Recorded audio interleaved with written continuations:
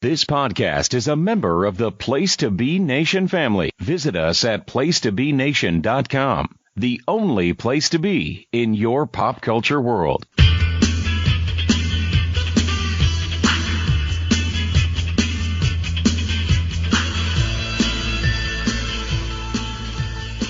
Well, hello and welcome to show 2 of Letters from Kayfabe, and I'm here once again with Allan. How are you doing, Allan? I'm great. How are you, Parv? I'm very good. And, well, shall we just hit the mailbag straight away? We'll be back with the mailbag.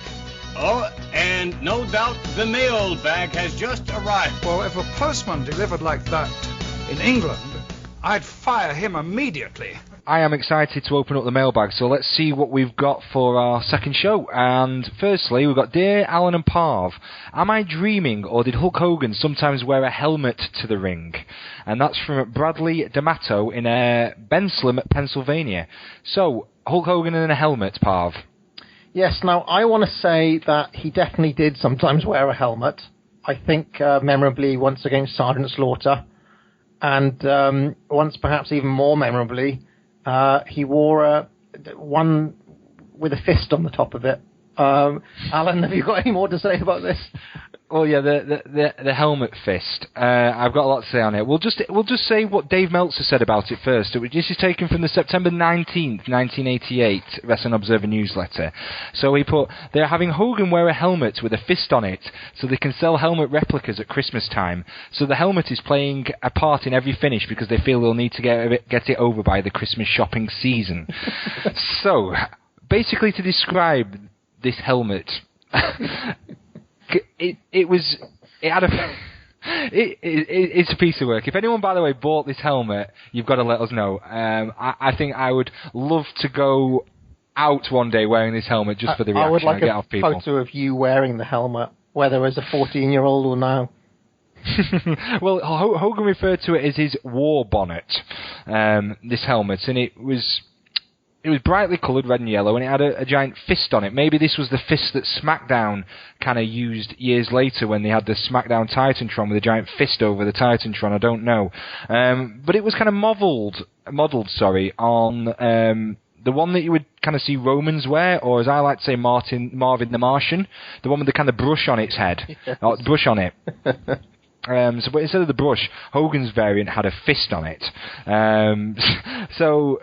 It was used twice in 1988, so this was around the time when Meltzer reported on it. There was first at the Boston Gardens, which was on September the 10th, and the results we have here was Hulk Hogan pinned Ted DiBiase at 13:30 with a leg drop after ramming DiBiase into Virgil, who was wearing Hogan's war helmet. So Hogan managed to get this helmet, take it off, put it on Virgil's head, then rab DiBiase into Virgil to get the win. So then the next night, so Hogan was on a run with this helmet.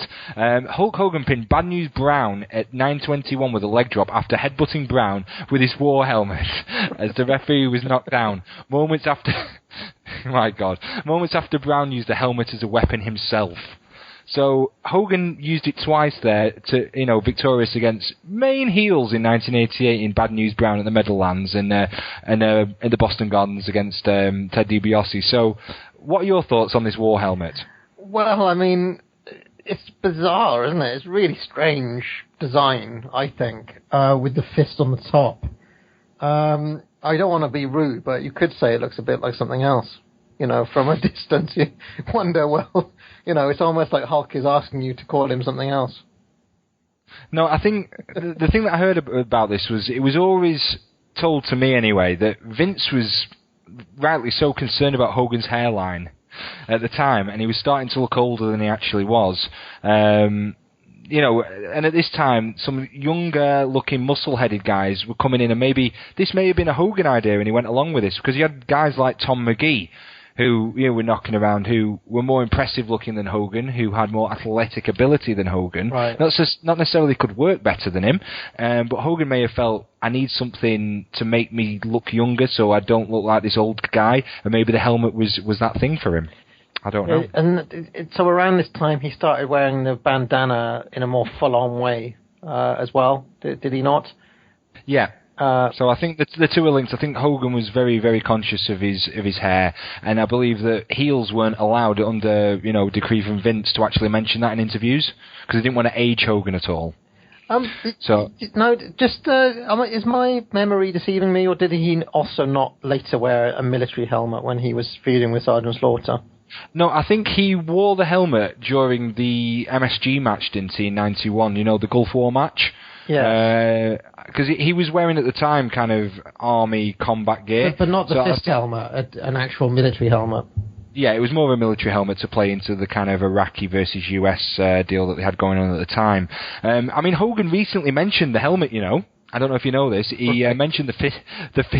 I can't say it without laughing. The fist helmet on Chris Jericho's podcast. Right. He was talking about Roddy Piper not wanting to put people over, and they had a similar problem with Bad News Brown, who also wouldn't really comfortably put people over, even if it was Hogan. So Hogan basically said they used the helmet as a way for him to agree to lose. It was Bad News Brown's finisher at the time was a ghetto blaster, wasn't it? Yeah. His finisher. So this was a helmet that could kind of block that move. But Hogan didn't mention anything at the time about it selling any replicas of the helmet. But he has acknowledged it recently. So the helmet was awesome. It's something that not many people remember, and I think everyone should at least Google Hulk Hogan Fist Helmet. But don't do it. But don't do it whilst you're at work. Is what I would say. But that is basically, like we mentioned in the first episode, this fist helmet is well and truly at the edge of the cheese platter that is the WWF. Yes, indeed. This has been a very cheesy journey. Okay, so shall we? What else is in the mailbag? Well, after that was a great start. The old fist helmet. Hopefully we've got some people who can chime in and comment about that, maybe add a bit more to it. But the second question we've got on today's episode was, my favourite wrestler is Dino Bravo.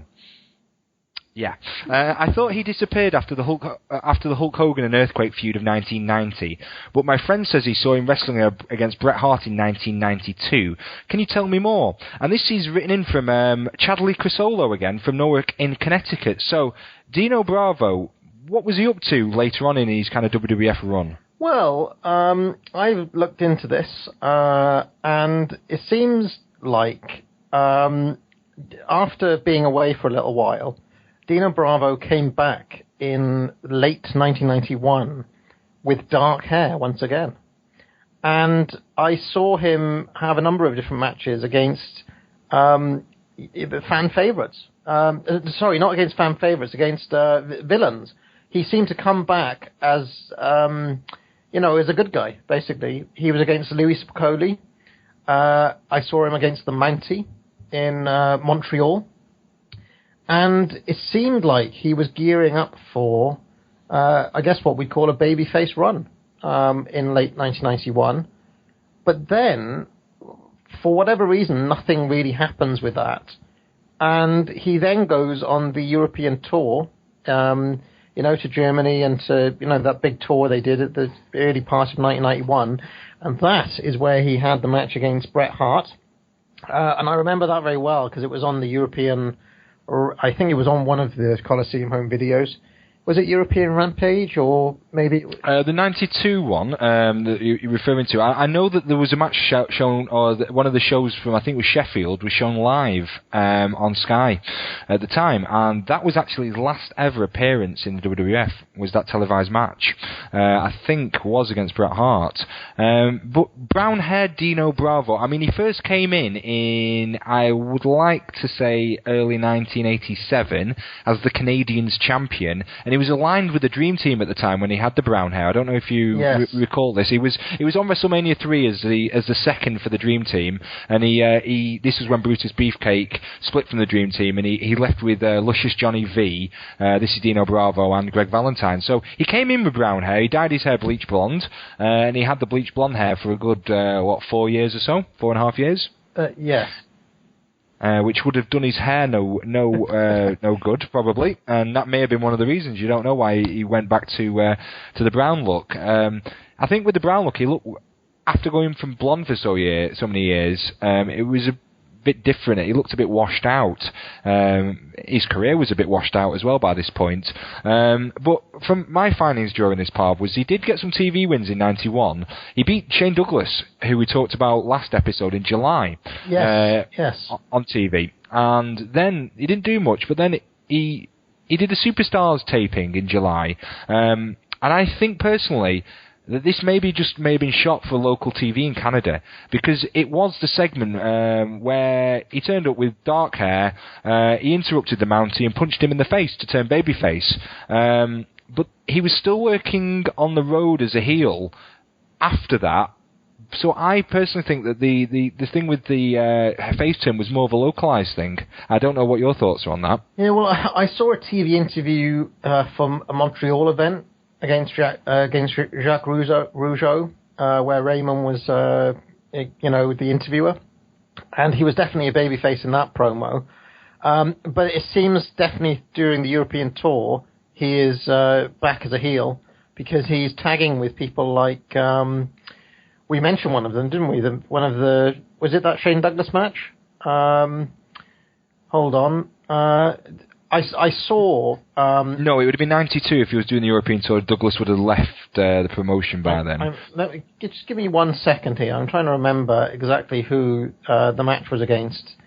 Oh yes, he tags with Colonel Mustafa in 1992 against the Legion of Doom in a match which I believe took place in this country, in England. No, it did. Yeah, that was one. And then, I mean, the crowd were rabid for that match. Really hot crowd for that one. Yeah, I mean, that stood out to me. I mean, at that time period, wrestling the UK, that's been touched on in other podcasts from other people, including myself, I think, with you on a podcast in the past, Parv, where we did kind of discuss that at length. But we would eat anything up in that time period. Everyone was over as a megastar, be it from whoever was a prelim guy all the way to the top of the card, and that showed during that clip. Yeah, well, I mean, even Colonel Mustafa got on the mic during that, and he even had a bit of... that actually felt like a bigger deal than it should. You know, Dino Bravo and Colonel Mustafa versus Legion of Doom. You'd think that would be a 2-minute squash, wouldn't you? But I don't know, I had more heat than you'd ever imagine. No, and I think the interesting thing that I discovered during looking at this run that Dino Bravo had, that he actually had an announced retirement match in 92 versus the Barbarian on January the 20th in Montreal. But he only was back in April for the European tour. And you notice this with a lot of guys throughout these European tours. They'll fade or come off TV, but then they'll be brought back for a tour. I've seen this with Rick Martel. We've seen this with Hulk Hogan in 93. Yeah. And we're seeing this with Dino Bravo. And I think that is because they're still a star and they still need to sell tickets in a new market. So I think there's a pattern there emerging with those three, at least as an example. And why do you think... Sorry, go on, Parv. I would just want to know the thinking that Dino Bravo was going to help sell more tickets in France, Germany or England in 1992. But carry on. Well, yeah, he was a guy, and he was a guy that was known, that people would have seen on tape. So I think that was the main kind of reason for it. But why do you think, Parv, that Vince had someone like Dino Bravo around for so long? Because he was the shit. He was boring. He didn't have... I can't name one standout match that he had during this entire run. So why would Vince like to keep him around? I think Dino Bravo was kept on the books for as long as he was because of those special Montreal shows that they ran every once. And, he was a draw in Montreal and he was a draw in Toronto. And that was the only reason, as far as I can tell, Bravo was on TV for as long as he was, because they could run Hogan versus Bravo up there and it would always, do something. They could even run Jacques Rougeau versus Dino Bravo there and it still meant something to the local fans. That Montreal market is quite interesting, actually, in general, because I don't know if this is a bit out of our time frame, Alan, but did you know that Jacques Rougeau defeated Hulk Hogan once upon a time? I think that was October 97. As late as 97, Jacques Rougeau meant something to those fans there, enough that he could believably beat Hogan in a match. So yeah, I mean, they drew a monster gate. I think he was, with 20,000 for that. I think it was 90. It could have been 96. Well, 96 or 97, but I knew it was October time. But that was huge, and it was a market for WCW, and they exploited it correctly. And I know that Jacques Rougeau had matches with Carl Ouellette, Pierre Ouellette, also in Montreal, that drew big numbers. So there's definitely a market there. But I think also Vince loved, your big muscle guys with giant steroid physique. So as long as Bravo looked like that, Vince is going. The other thing, and this is a little bit outside of the box, is that over the years, Vince did seem to have a special fondness for old guys who worked for his father. And one of the things that people forget about Dino Bravo is that he was a tag champ with Dominic DeNucci in the late 70s. It's a run that people, typically don't remember or isn't made a big deal of because, like you said on the last episode, history prior to 1984 is ancient history, right? But Bravo was an old kind of Vince Senior guy. Maybe was the sort of guy that Vince would like to keep around. Because, he employed him in 1985, and then he brought him back in 87, and then he brought him back in 1991, so... Yes. Yeah, I think he wasn't great, though, and he... Not the best. Basically, that's it. How I can describe Dino Bravo, he wasn't great. The alternative, of course, is that he was just scared of him because of his gangland connections. There's the other possibility. Yeah, I think he met an untimely demise, unfortunately. But if you deal in what he was dealing in, smuggled cigarettes with people who are quite powerful and dangerous, then, things like that may happen. So, sorry that was the way he went. But as a worker, wasn't great, but he still had a place because of the Montreal connection. Don't forget, he is Charlie Coscolo's favourite wrestler, so he must have made an impression on some people. No, yeah, at least someone. Everyone's got, there must be a favourite, a fan of every single bad wrestler out there, and Chadley is Dino's, so I'm glad that we could answer that for you, Chadley. So, yeah, is there anything else you want to add about our friend Dino Bravo? I think we should move on. Yeah, I think we should. So, we've got another question, Parv, luckily from another listener. So, we've got this question here from Jason Webber in Fall River, Massachusetts, and Jason asks, I remember watching WWF Spotlight in 1989, and they always called Sean Mooney Ian Mooney. Why? And what was going on? So, Sean Mooney, Ian Mooney, what the hell was going on at this period, Chad? Sorry, that's Chad who asked the question, Parv. Go on. Yes, so this is quite bizarre, and luckily somebody out there in the World Wide Web has decided to edit together all of the Ian Mooney pieces so you can watch them all in one, which I did, Alan. It took 20 minutes, but it felt more like 3 hours. Did you sit through all of them yourself? The only one that I actually could bring myself to watch was the one he did with Sherry, where Sherry was not at the start of it playing the normal Sherry Martel you get used to, which was quite interesting, but he presented Wrestling Spotlight, which, if you want to explain, Paul, what was Wrestling Spotlight on the WWE programming? Okay, so around this time, so around 1989, the WWF had their television split between cable, which was the USA Network, and syndication. The syndication A show was Superstars, the B show was Challenge, and the C show, I believe, was Spotlight, which would basically just kind of run highlights from the other two shows and maybe once in a while stick out some exclusive content. But mostly it was presented from, I would say, quite a bare studio set, fronted by Ian Mooney with Sherry. But they would have, sometimes Vince would do it. Sometimes Gene Okerlund would do it. But I think Mooney was the staple for most of the run of Spotlight. Of course, over on the cable side, you had Primetime, All American, and did they have a C show as well, or was that it? I think that was it for the Primetime run that I could think of off the top of my head. I'm sure until Raw came about, and when they had 3 shows for a while.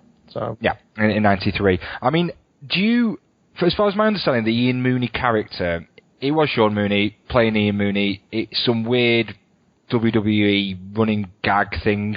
Was it, to you, I mean, was it ever explained, or do you know why they said Shawn wasn't there and Ian was there? Well, I mean, it's not like they really took... It's basically they just call him Ian. He announces himself as Ian Mooney, Sherry calls him Ian. There's a kind of ongoing story that... I don't know if you watch this, but Sherry at one point tries to make a move on Ian Mooney. And she says, oh, you know, Ian, actually, I've given you a hard time, and you're quite a good-looking guy. And then Ian Mooney's like, yeah, well, I've been meaning to say for a while, I actually like your style, Sherry. I like you a lot. And then she turns on him and says, you know, the Macho King's not going to be very happy. Wait till he finds out. So there's this ongoing thing that the Macho King hates Ian Mooney because he's trying to sleaze on Sherry. It's one of the most bizarre, and this, as far as I know, was never mentioned outside of Spotlight. So no, it was its own little universe and own little storyline, which I liked when shows did that. So the Ian Mooney character, I believe, is entirely A, contained Spotlight, and B, had an ongoing issue with Savage. So what would happen is that every once in a while, Savage's music would hit. And as soon as Savage's music hit, Ian Mooney gets out of Dodge and the show finishes. So it's like every Spotlight ends with Ian Mooney kind of running away from Savage. So it's kind of bizarre to think about. But it's not like they ever say, I am Shawn Mooney's, you know, twin brother. So that's one thing. The other thing is that it's not like Ian Mooney is in any way substantially different from Shawn. He's exactly the same. Well, I thought the way that it's kind of spoken about, that it was more slightly heel.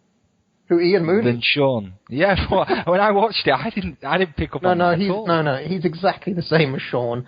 The only difference is that he has a slight sleaze on Sherry. Well, do you realise, though, that Shawn and Ian are basically essentially the same name because they both derive from John?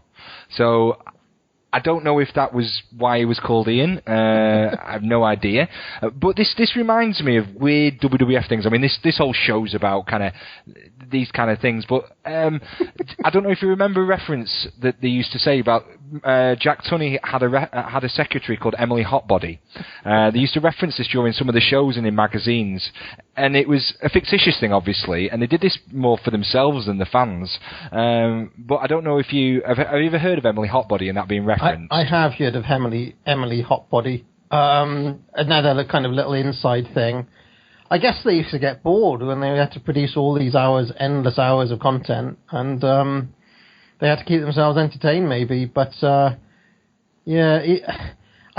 one thing that just occurred to me, Alan, is you know, some people have called Waluigi from the Nintendo universe the most postmodern character of all time. I haven't heard that, but Waluigi, is that the evil Luigi? So you know how Luigi is basically a simulacra of Mario? Yes. He's like a sprite double. Yes. And then Wario is kind of like a dark version of Mario. Yes. And then Waluigi is like a kind of the Luigi version of Wario. which makes Waluigi a kind of... I mean, it's hilarious if you look it up. If you type in Waluigi postmodern, is a kind of thing like he has no reason to exist at all. Like he's a character who only exists in like one of Nintendo sports games to make up the numbers and things like that. And it's occurred to me that Ian Mooney might be like the Waluigi of the WWF universe. Well, I can guarantee that reference has never been made before, the link between Waluigi and Ian Mooney. Well, so bravo. Fans, this is what you come to this show for. So. But yeah, I mean, going back to the Emily Hotbody thing briefly, that was Jack Tunney's supposed secretary, according to Jesse Ventura, who was actually, it was based on Emily Feinberg, who was Vince's personal secretary, and who was actually also a part-time model in the WWF magazine catalogue section. I don't know if you knew that. But that's delving really niche, but that's basically referencing who Emily Hotbody was. And how often would they reference Jack Tunney's secretary? Like for what reason? Well, it was only Jesse Ventura that referenced it. It was throwaway lines, so it was, you know, I can't name the actual times, but I do remember hearing that reference 2 or 3 times at least. But I like it when they do things like that. Maybe that's because you and I are hardcore fans, and it's just giving us that little extra thing to kind of find out about, but I like those touches myself. All right. Well, thanks a lot for the mailbag. And now we're going to go over to JT Rozzero for the event center. Let's take you now to the event center.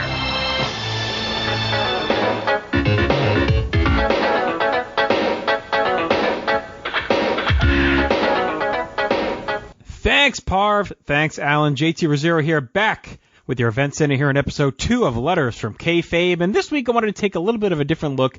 We're going to head over to 1992. And as many fans of the World Wrestling Federation, or wrestling in general, may know, the company had a working relationship with SWS out of Japan for most of 1991 and into 1992. Of course, we had the infamous match there with Earthquake and Katao with the broke into a shoot fight of sorts.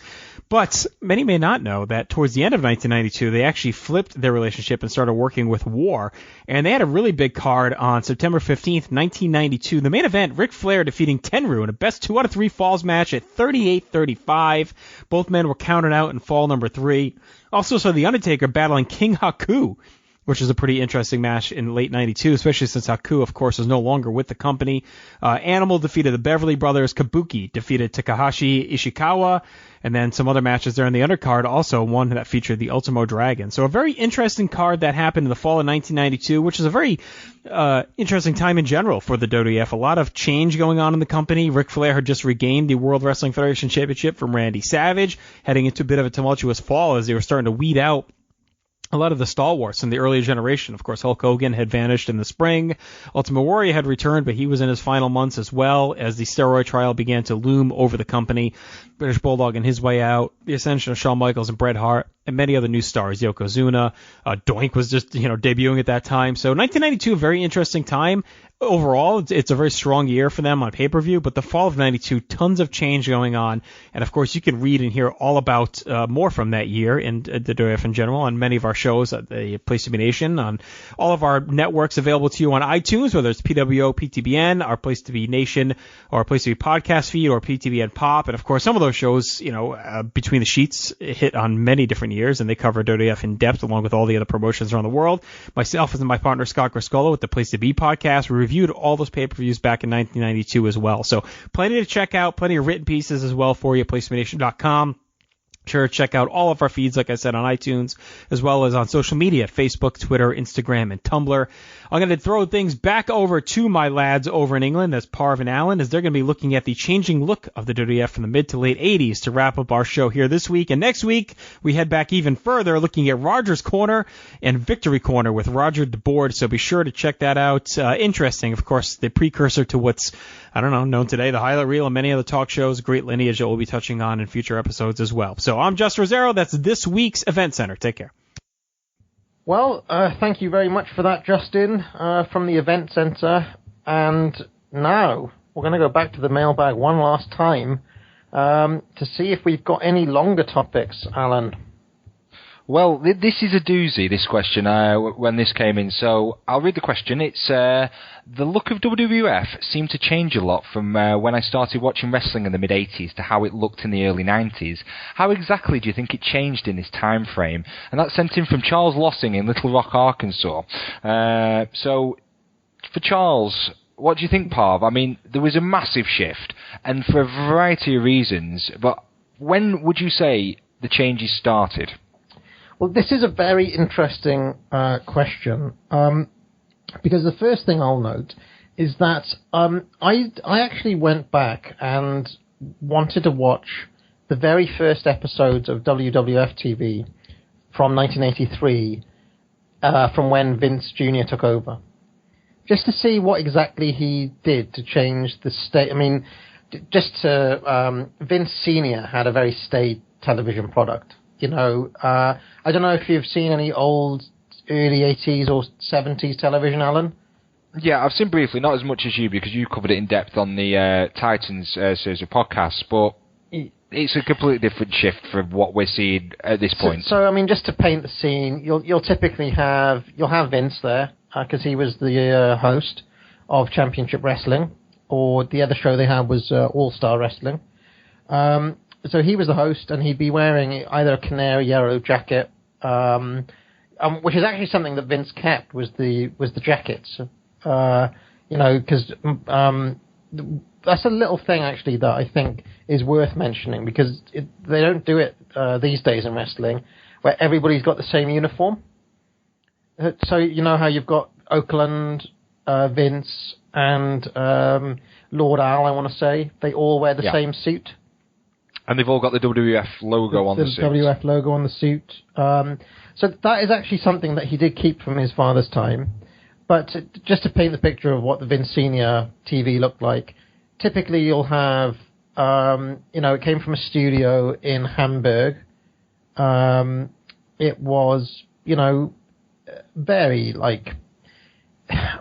it's a kind of boring product, It looks drab. There isn't any lights. There's no music. And all of the interviews happen in front of the ring. So Vince will stand there with a microphone, and maybe he'll interview Lou Albano with two of his guys. And then the next person who he's going to interview, who might even be the opponent of the tag team that he's just interviewed, will then come in and he'll interview them.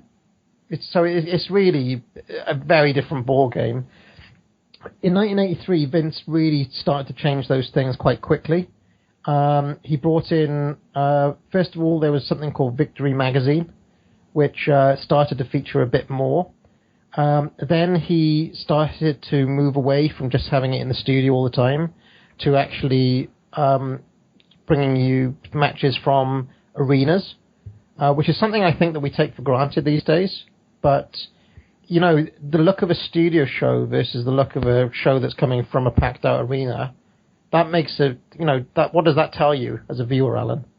It tells you that the product's hot. It tells you it's a must-see product. There's thousands of people there all cheering on faces and heels versus, like you said, the shows that the TV they used to record in Hamburg, which was a slightly bigger studio setting, if no one's seen it, than, say, what they did in NWA at the time, Mid-Atlantic.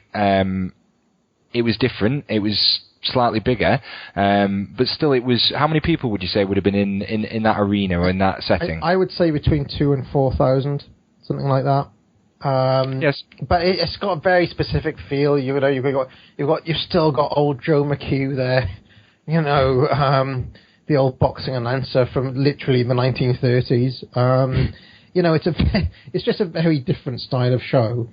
And in fact, if fans who grew up in the mid-80s want to have a look at some of that stuff, I would actually go and have a look, because it's very interesting to see Hulk Hogan's very first television appearance. Because the way Hogan comes in is that Bob Backlund is attacked by a bunch of heels. I want to say Iron Sheik is involved. And Backlund is attacked, and Hogan is the person who comes in and makes the save. And they even acknowledge Hogan's previous run, because obviously he had a heel run in 1980. But really, that is the very last kind of tail end of the old Vince Senior TV. Is Hogan coming in and saving Backlund. And it really, from that point, it doesn't take long for Vince to... Obviously, he acquires the Georgia TV. He acquires the St. Louis TV, and they have the wrestling at the Chase slot. And so the first thing is he transitions to that. And you notice little things like the logo, the WWF logo. Before about 1983, you don't see that at all. You don't see it very often on the MSG broadcast or anything like that. You take that for granted now, don't you? The idea of the logo on everything. Well, that's one of the first things Vince changes. You see that logo a lot. But, and this is where Charles was going with his question, it still wasn't really standardized. So, there were some holdovers of the old TV. The MSG shows look a bit different from the, typical championship wrestling. And I think there's a moment where Vince starts to standardize things, to insist on everything being the same. Every single guy on the roster having a gimmick, having a logo, the WWF logo always looking the same. It's the one that we know, the metal one, the metal WF. And I would actually pinpoint it, if I was to be very specific, to the launch of Superstars in 1986. That, to me, feels like the birth of the WWF that we know from that, in terms of the look. And if you think of those Superstars credits, where the WWF logo is kind of, the world is watching, and you see the rock music comes in, and it's floating through that, what is it, like a sky, like a thunderstorm? Well, yeah, there's different ones. I kind of looked at this, and the original kind of WWF intro was, this may have been more for the Coliseum home video releases, was kind of like a Star Wars entrance where they had writing, and they were talking about the pancreatic games of years gone by and the Greek Olympics and how it's formed into the modern day wrestling that we're seeing now. So you would see that. And then in 1985, I think it changed to the WWF logo, like you discussed, the metal kind of block one, where it was loads of colour flowing into the logo to form the kind of colour scheme that you used to. And then the one after that was the one where the WWF logo was flying through, looks like a very Hollywood type like the Grand Canyon or some sort of thing similar to that, where it kind of flows in and it goes up into the sky and it looks quite cinematic, and the tagline, "The world is watching," and makes it bigger and better than seeing the other products. And I think it's quite an interesting point that like you touched on, was putting the WWF logo front and centre. They wanted to associate pro wrestling with the WWF, and I think that was a really important tool to help with the expansion of association there, that WWF equals wrestling and everything else isn't quite at that level. Yeah, and it's just occurred to me while you're talking, one of the other big, I mean, it sounds tiny now that I mention it, but I think it's a big thing in terms of presentation, is the shift. Do you remember that old kind of digital yellow writing that you see sometimes? You mean the font, the one that they would use for Howard Finkel, and he'd show it in that writing when he's talking? Oh, and, it's like kind of like very old-fashioned, almost like teletext, or... Yes, it was basic to type in. It wasn't the font or the kind of... Yeah. I know exactly what you mean. It's hard to describe, but I think the second one, it had a couple of lines under it. Yes, and then it goes to proper branding. And I do think there's I would say by 1988. So by the time that you have somebody like a DiBiase coming in, or a Mr. Perfect coming in, by that time, I think there's very much a kind of formula. Everybody's got a gimmick. Everybody is introduced with a series of skits. Everybody has got iconography that, so when you see a dollar sign, it's DiBiase. When you see the towel, it's Perfect. When you see... and he even started to do it a bit earlier. So, like, he gave Terry Funk the branding iron, would be an obvious example. So, when you see the branding iron, it's Terry Funk. So, all of these sorts of things, I would say, are changes I would point to between the mid-'80s and the early 90s. Well, they used other things as well. I felt like they would use crane cameras more. So when they would pan around the crowd and then kind of float in to the commentators, either behind a green screen sometimes, looking like the packed house, or they were on, a kind of stage, so it would pan to them. And I feel in like 1986-87, the presentation was very baby blue in colour scheme. Right. I don't know if you felt that. The ring was baby blue, the referee was baby blue, the mats were blue, the entranceway was kind of a blue colour. Yeah. I think that was the kind of colour scheme at the time.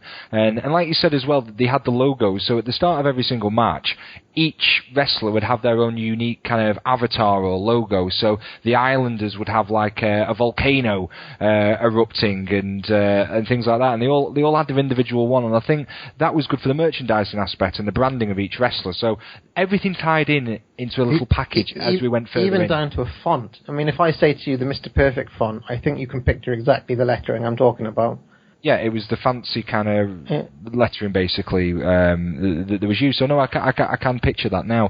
And it still does, it shifts as the late 80s get on, though. But the other thing before we mention that, you'd still see the matches that would come from some of the arenas, so you'd have like the Maple Leaf Gardens, that was still distinctively different from, say, MSG and from TV. So when they showed these matches, it stood out more like a sore thumb, because especially with, I think it's Maple Leaf that had the ramp went all the way up to the ring.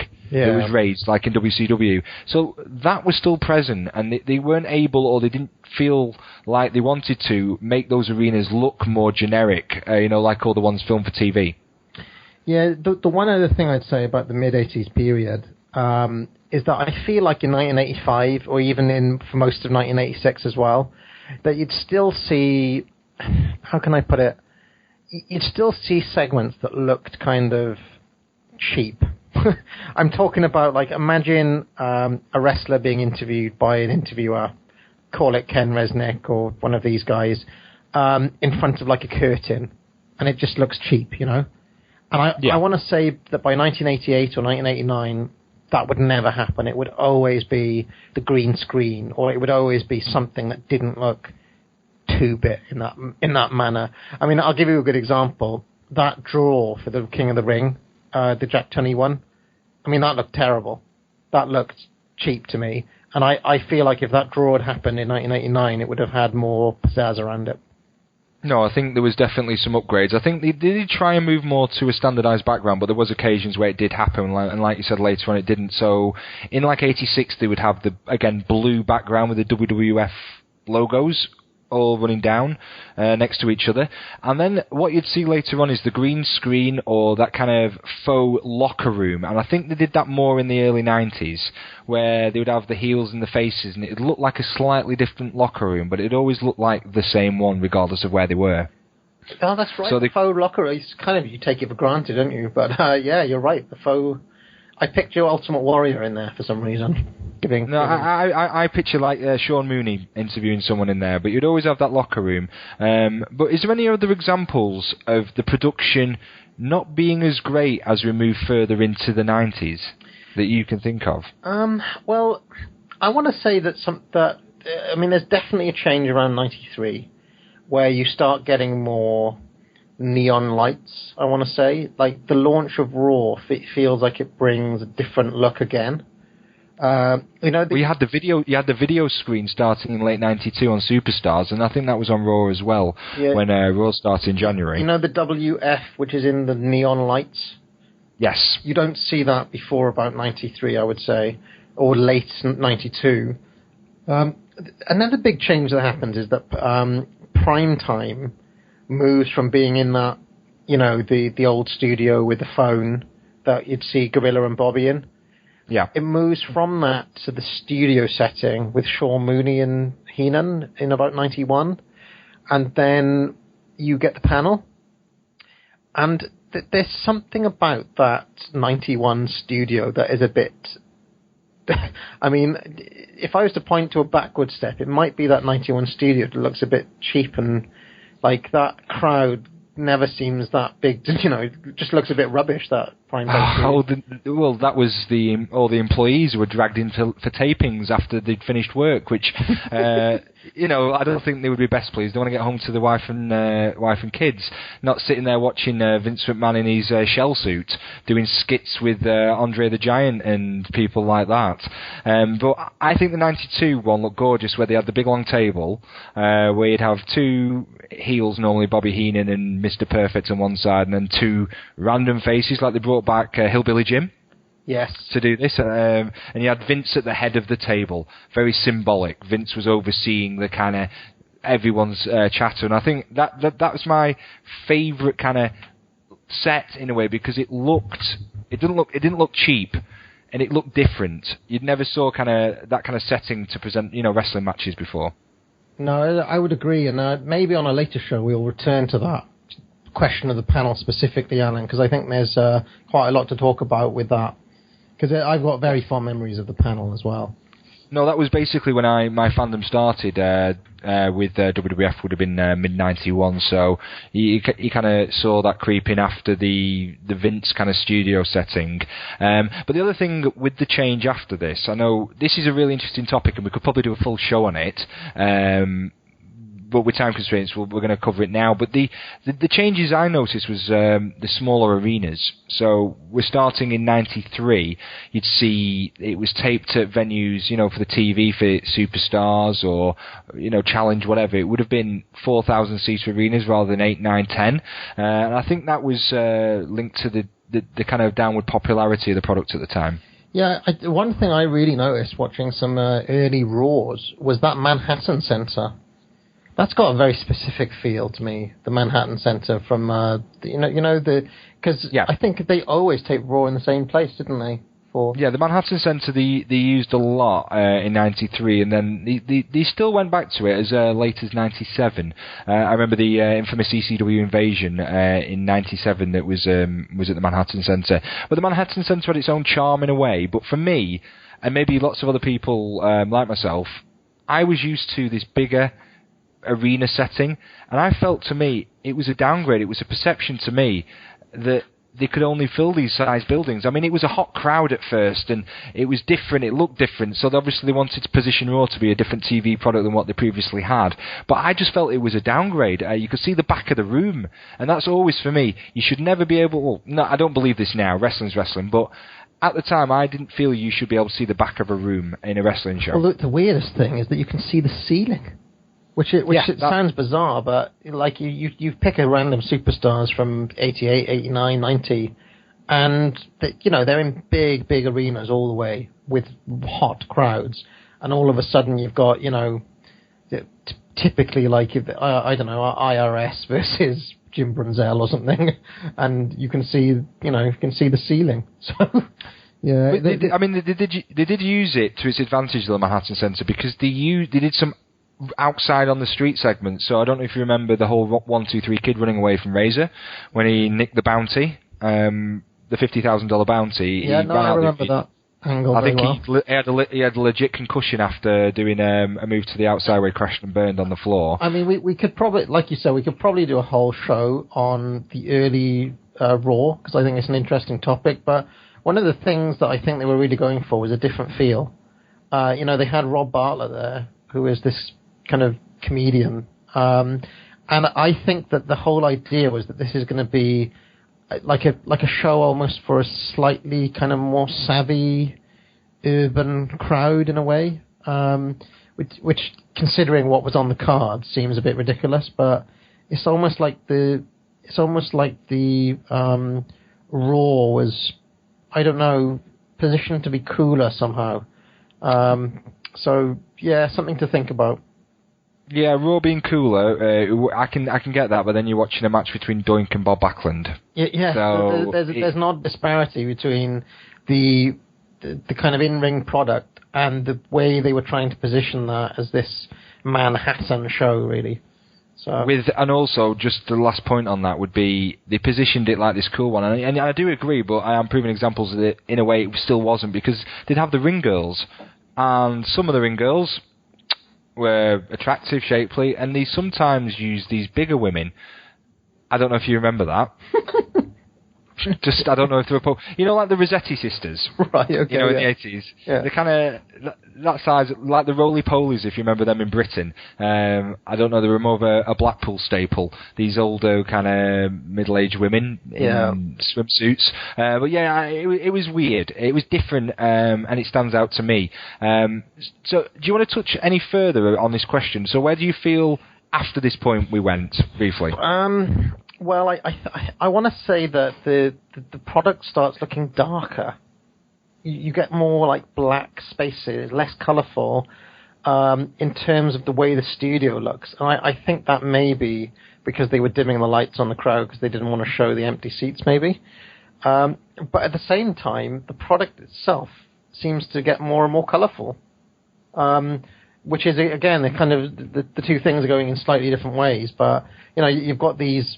Like I always think of Doink versus Bam Bam Bigelow, or the bloody what are they called? The Godwins.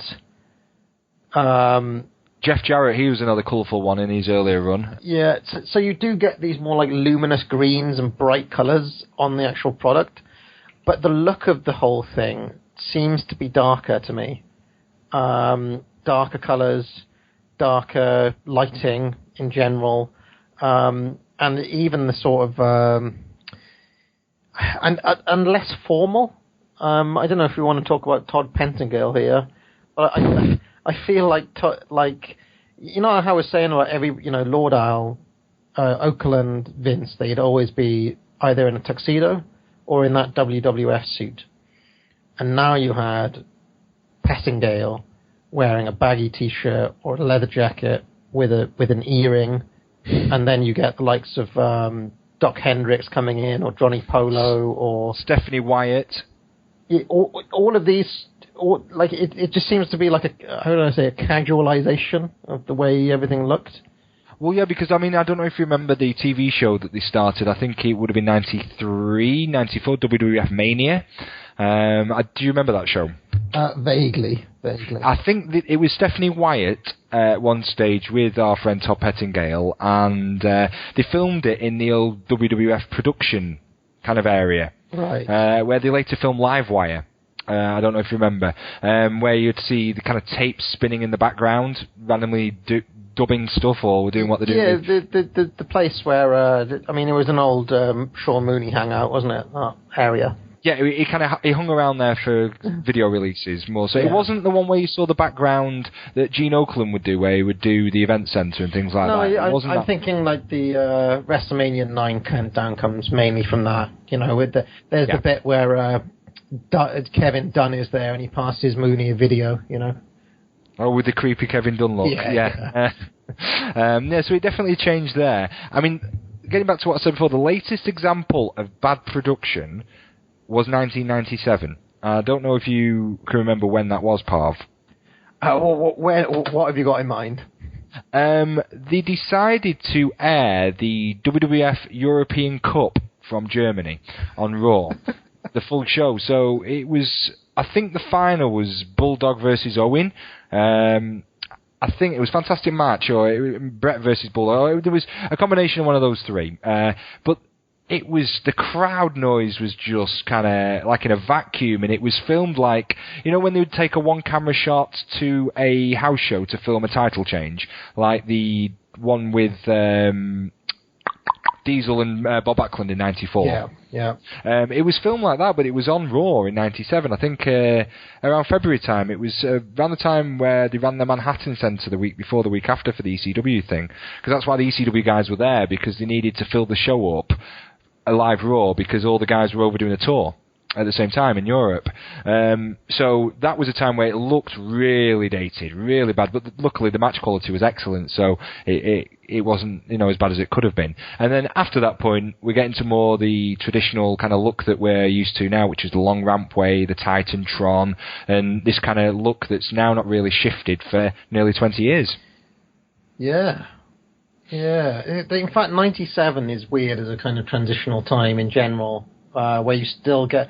When's the last kind of old school, like, Blue Cage? I honestly... I would like to say they were still doing the Blue Cage in 97, because they had the... Was it 97 where they had the Mankind elbow drop at SummerSlam? Yeah, that sounds about right. Against Triple H. Sounds about right, Triple H. And I think they had October 97 or September, an In Your House, where it was like three-way cage match where you had Ken Shamrock involved. I like to think, and I think that was still the old blue bars rather than the chain link one.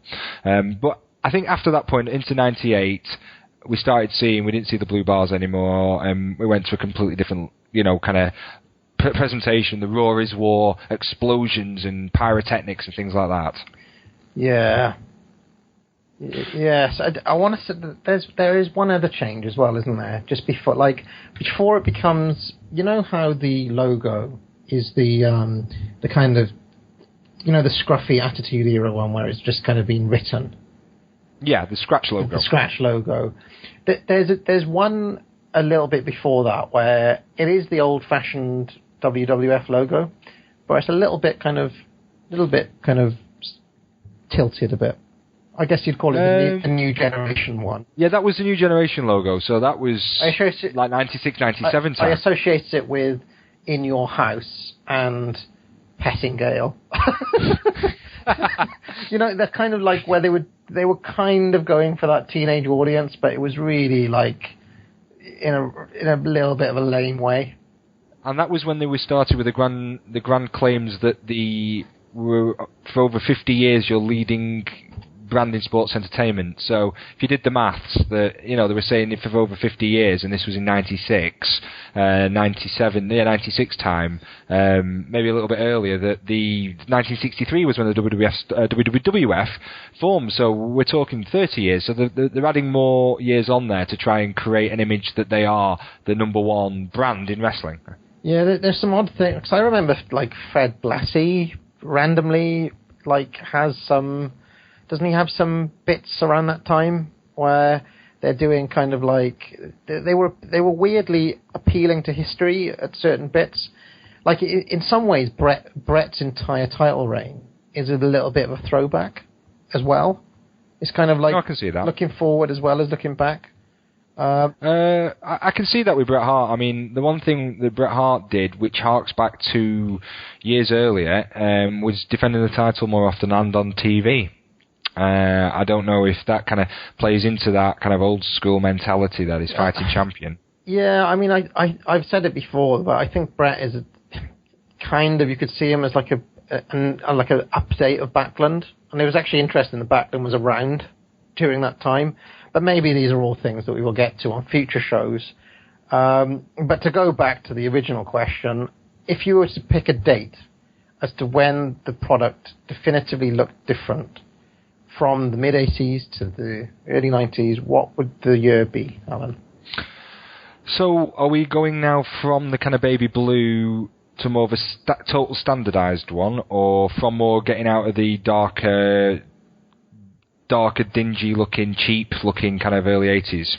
No, I think from the early Vince Jr. to the late Vince, to the kind of classic era, I guess I'd call it, or when I think of what does WWF TV look like from the 1980s, I'm there, and it's kind of 88. I would start late 86, maybe, and I have mentioned to you when we've discussed about presentation in the past, because it's a really interesting topic, that maybe 87, but I used to remember getting WWF kind of tapes years later that Sky used to show in 86 in the UK. And matches that stood out to me were like the Machines versus Bundy and Stud and things like this. And this was in 86, and it was very much a big audience, and it was very well lit. That's one thing that stood out. They used to light up the audience because they were showing off had sellouts. But realistically, I think more of a computer game look. So if you went back and watched one of the the WWF computer games or the arcade games that you would see in the late 80s, early 90s, I think that sort of image would be fully in effect, I would say, in 88.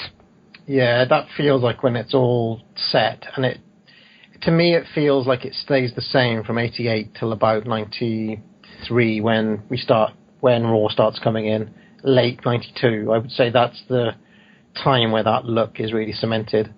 But I think that a lot of us fans are more familiar with that time because there's such an emphasis on pay-per-views these days, where we tend to look back, WrestleMania 1, 2, and 3 are done with no gaps in between.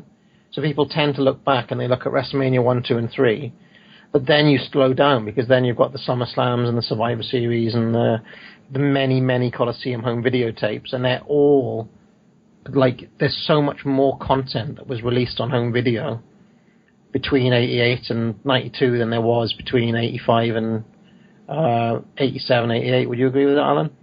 Oh, definitely. I mean, they pushed the boat out there, and they're having. I mean, Saturday night's main event. I mean, we've not really touched on that, and that's another thing that changed. From the earlier episodes in '85 to later on, and that's again something. I mean, we may, off air discuss revisiting this topic, but I think there is so many changes, and it's so interesting to see Vince's vision of what pro wrestling should be presented like. And I thought, like we've touched on, I think the peak of what he saw it as was your late 80s. Yeah, I would say by the time Warrior is champ would be the kind of everything's in place by that point. Oh God, 1990, yeah, we're well there by that point, because there's some interesting things. Just we'll keep this topic, I mean, we'll have to cut it short in a minute, but do you remember watching the Survivor Series from in 87 and 88? I think it was from the Rosemont Horizon. Yes, I've seen that show, yeah. The way they were presented was it was quite a dark arena, where there would just kind of be these rows of lights at the back where the stairs were, right in the upper bleachers, and that looked different to more of the other shows that they did for pay-per-views as well. And maybe that's because of the arena, or more so than anything else, because it was done twice. I think they had the 87 and 88 Survivor Series at the same venue, so I think that stood out to me. But I think everything else was standardised. And I think it looked great, and I still think now it holds up. The one other thing that we haven't touched on is the sorts of wrestlers that you'd actually see. I feel like a guy like Dick Slater. He was working for WWF in 86, 87 sort of time. I feel like the likes of a Dick Slater would not be making any cards in 1990. Dan Spivey. Just like kind of territorial wrestlers, or even like a Ron Bass, or any of these guys who were just kind of like not Vince creations. You don't really see them on the cards after about 87, 88. It's much more and even if they are older territory guys, they're going to be brought in with a radically different gimmick, like Skinner, say. He's never going to be Steve Kern. Or even like Matt Bourne comes in as Doink. He's never going to be Matt Bourne. Or even like Big Josh, So I feel that's another difference that happens, that you don't see any of those kind of older school guys so much after the time. Would you agree with that? No, I think you're right there. I think they did phase a lot of things, in later into the 80s, everything wanted to be a Vince creation, or they had a gimmick associated with it, or an animal, or a logo. And, the other guys, they faded into obscurity, or a lot of them went back to NWA Jim Crockett.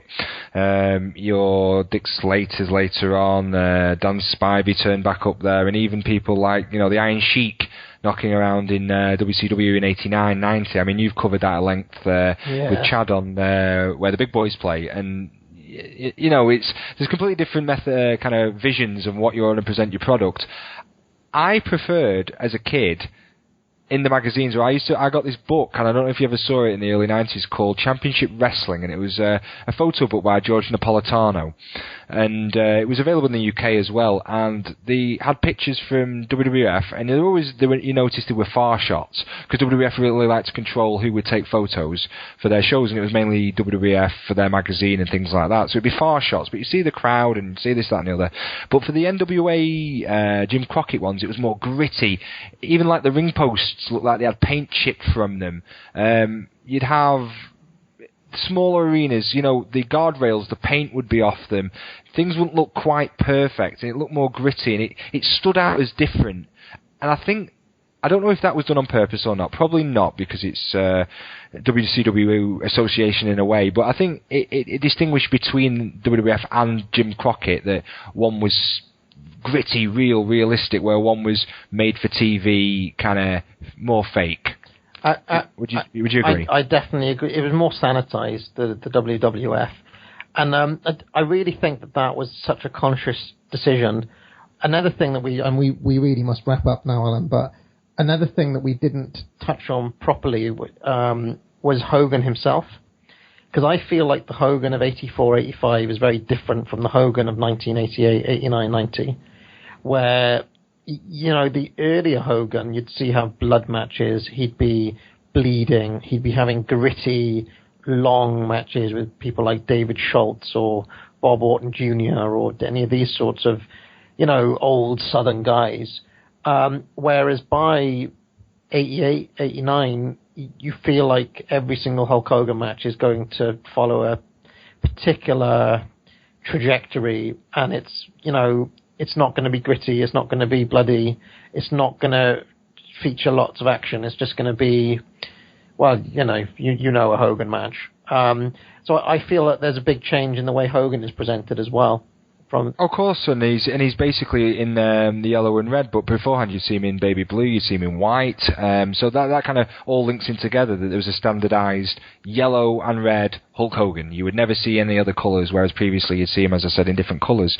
So, as you said, and I said, we could talk about this a long time, but we're running out of time quickly here, so is there anything you want to add before we wrap up the show, Parv? No, why don't we tell listeners how to get in touch? Well, you can, the easiest way to get in touch with myself would be on Twitter, and you can get me on Allan_CheapShot, Allan spelt Allan, and how can we get you on Twitter, Parv? I'm at Jerry Von K on Twitter. You can also get hold of us on Facebook. That is the PWO PTBN Podcast Network. Get in touch with us there. You can also try emailing through the Place to Be Nation website. I will warn you that in 4 years I've checked that twice. So, but when I did check it, I was very grateful to see I did have at least 30 emails over the years. So maybe in another 4 years I'll check that. So, yes, join us next time for Letters from Kayfabe. See you later. Hi, everybody. I'm Ian Mooney, along with Queen Sensational Sherry, and welcome to WWF Wrestling Spotlight. Now, Sherry, I know how much you enjoy introducing the superstars in the program. Why don't you go ahead? No, you go ahead, Ian. You want me to do it? Sure, go ahead. You sure? Yeah, I'm sure. Go ahead. Okay, Jake the Snake Roberts will join us. Yes, he certainly will. Also, Bret the Hitman Hart. He's going to take on a big favorite of yours, Mr. Perfect, in a great featured matchup. A perfect match, don't you think? All right, Sherry, what's going on here? What do you mean? Why are you being so nice? Well, Ian, maybe I've misjudged you. You know, maybe you're not such a bad guy after all once I got to know you. You're not bad looking. You seem to have a pretty nice person there. You know, nice hair. Well, Sherry, since we're on the subject, I really have to admit something here. I mean, I've always been a very big fan of yours. I mean, I like the way you dress, the way you carry yourself, the makeup, the whole... I mean, it really works for me. You like that, do you? I do. Well, let's see what the Macho King thinks about it when he hears everything that you just said. Let's not get crazy here, I'm going to Sherry. get crazy. We'll let the Macho King see what he thinks. Why don't we go to a match involving rugged Ronnie Garvin? What do you mean, Macho King?